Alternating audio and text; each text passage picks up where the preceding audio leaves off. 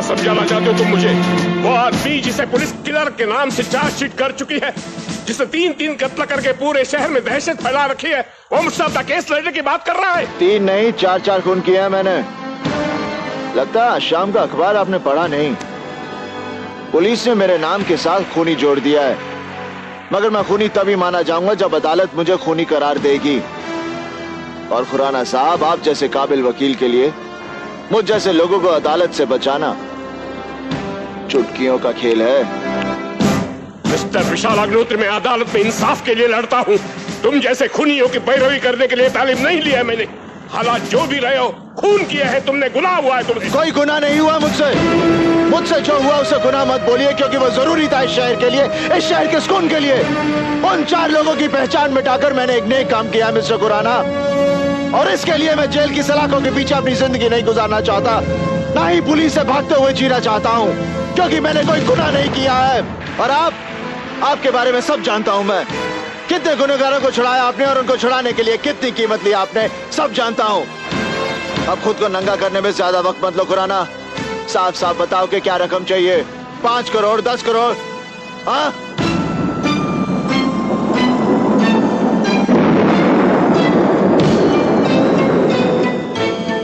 शराब पियोगे?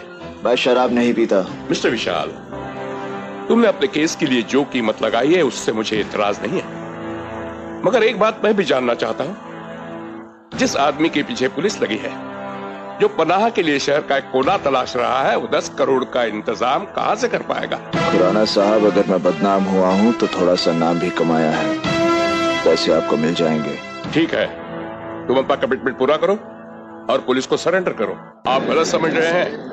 विशाल के सरेंडर करने के पीछे ये है कि वो फिलहाल की परेशानियों से बचना चाहता है। सर, आप अब तक अपने करियर में कोई केस हारे नहीं। इस केस में तो पुलिस के फाइल में नाम चढ़ना इसका मतलब ये नहीं कि वो खूनी हो जाता है। इसका फैसला अदालत करेगी। आप इंतजार कीजिए, सच्चाई सामने आ जाएगी। बस One last question, sir. I'm sorry, no more questions, no more questions. ये पेपर्स तुम्हें साइन करने हैं विशाल।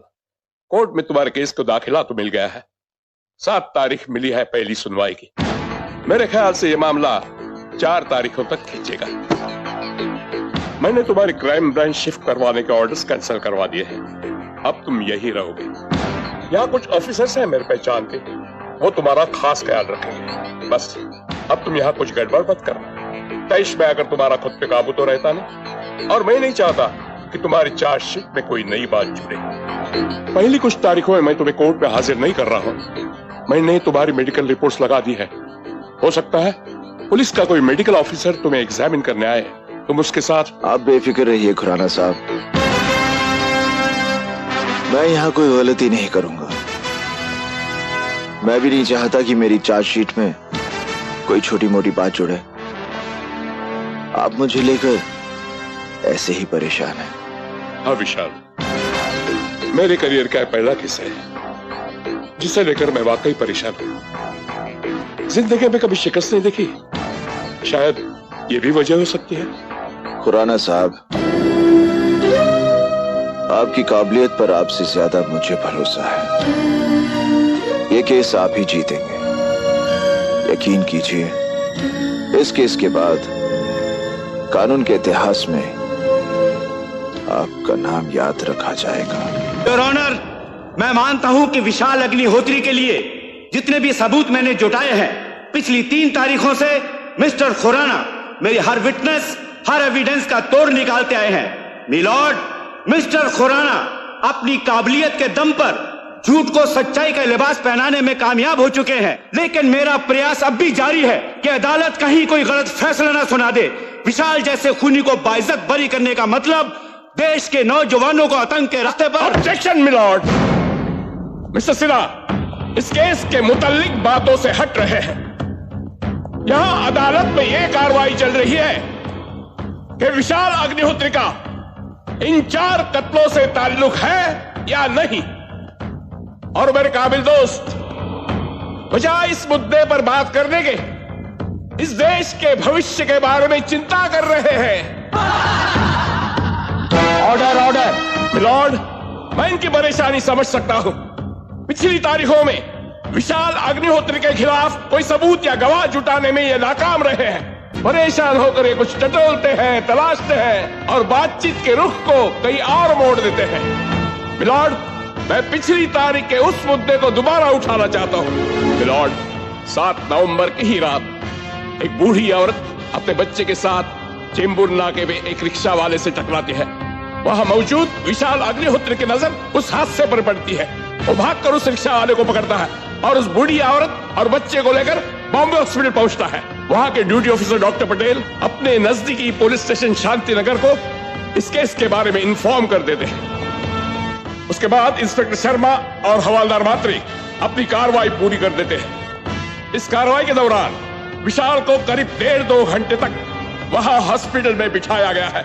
मिलॉर्ड, इस सच को साबित करने के लिए मैं आपके सामने कुछ सबूत और गवाह पेश करने की इजाजत चाहता हूं।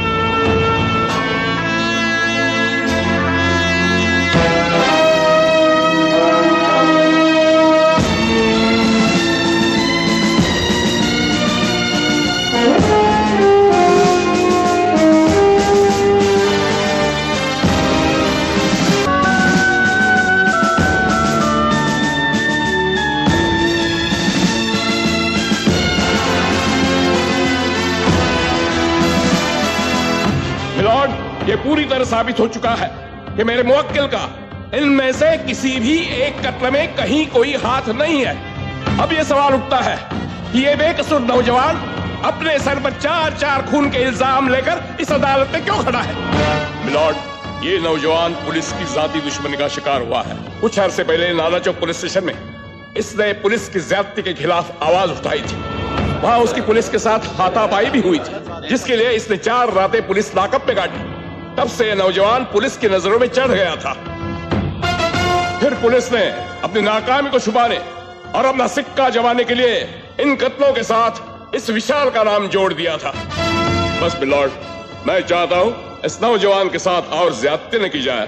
अदालत अपना फैसला सुनाकर इसे बाइज्जत बरी करे। अदालत में इस मामले की अब तक हुई कार्रवाई पर गौर करने के बाद एक बात साफ हो जाती है कि पुलिस के पास ऐसा कोई ठोस सबूत या गवाह नहीं है जिसके आधार पर मुल्जिम विशाल अग्निहोत्री को कातिल माना जाए। वकील सफाई की दलीलें और विशाल के बचाव में रखे गए सारे सबूत भी यही साबित कर रहे हैं। लिहाजा ये अदालत विशाल अग्निहोत्री को बाइज्जत ऑर्डर क्या हो रहा है?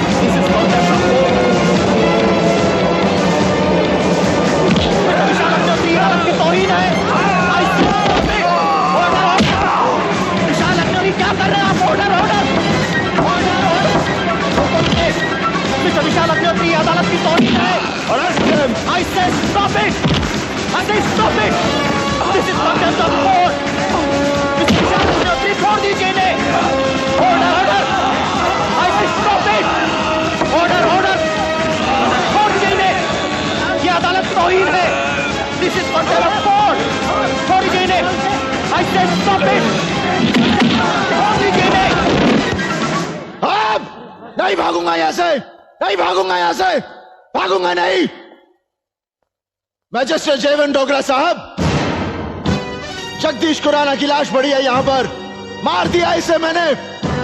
और आप ये कुर्सी छोड़ दो। आपको इस कुर्सी पर बैठने का कोई हक नहीं। अरे बचा लिया, आज मैंने आपको एक गलत फैसला सुनाने जा रहे थे आप। और ये जगदीश खुराना, इसने इस अदालत में यह साबित कर दिया कि मैंने कोई कत्ल नहीं किया, बेकसूर हूं मैं। नहीं, मैंने एक नहीं 4 खून किया मैंने। और ये बात ये भी जानता था। अरे अदालत में आने से पहले इसने सब कुछ जान लिया था मुझसे। इसे मालूम था कि मैंने किसे कब, कहां और किस हाल में मारा है। इसने मुझसे पूछा था कि गोली मैंने कितनी दूरी से चलाई थी, और वो गोली सीने में लगी थी या सर में। जिसका गला दबाकर मैंने मारा था, उसके मुंह से खून निकला था या नहीं, उसकी आंखें खुली थी या बंद, ये सब ये जानता था।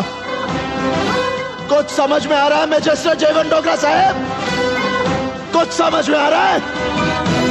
10 करोड़ रुपए लिए थे इसने मुझे बचाने के लिए। जगदीश खुराना कानून का हिमायती नहीं, कानून के बाजार में अपनी दुकान चलाता था। मैंने कानून से बचने के लिए नहीं, कानून की आंखें खोलने के लिए अपना केस इसके हाथों में दिया था। यह अदालत है, इंसाफ होता है यहाँ पर, सच्चाई और झूठ की परख होती है यहाँ पर। नहीं, यहाँ पर कुछ नहीं होता, सिर्फ बहिष्कार होता है, बहिष्कार, कानून का बहिष्कार। हर अदालत में जगदीश खुराना जैसे लोग करते हैं बहिष्कार, और हर अदालत में ऊंचाई पर इनके जैसा ही एक आदमी बैठा होता है, ऐसे ही। और बैठे होते हैं ये सब तमाशबिन लोग, पूरा तमाशा मजा लेकर देखते हैं। इनके लिए अदालत की कार्रवाई हो या मदारी का खेल, बस मजा आना चाहिए, मजा। क्यों आ रहा है ना मजा? मजा लो, मजा। कुछ समझ में आ रहा है मैजिस्ट्रेट जेवन डोगरा साहब? अरे अगर तमाशा ही करना तो इतने बड़े तामझाम, इतनी बड़ी जगह की क्या जरूरत है? अरे बंद करो ये सब कुछ, बंद करो ये दुकान, बंद करो। और हाँ, ले चलो मुझे काल कोठरी में। लेकिन मैंने जिसे भी मारा है वो सब इसके जैसे। सभी भाइयों को राम राम साहब। हमारा वीडियो अच्छा लगे तो लाइक और शेयर और सब्सक्राइब जरूर करें।